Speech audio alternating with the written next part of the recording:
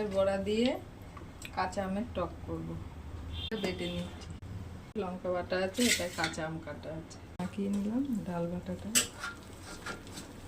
তেলটা গরম হয়ে গেছে, ডাল বাটাটা একটু ভালো করে ফাটিয়ে নিই, ছোটো করে বড়া করবো।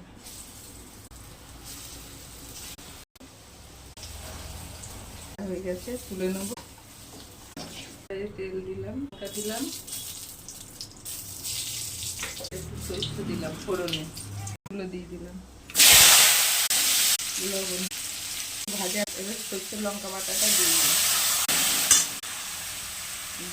জল দিয়ে দিলাম, এভাবে একটু জল বেশি দিলাম, একটু চিনি দিলাম। আচ্ছা, আমগুলো সিদ্ধ হয়ে গেছে, বড়াগুলো দিয়ে দিলাম।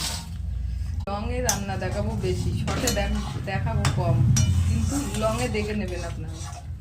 জ্বালাতে বল হচ্ছে না,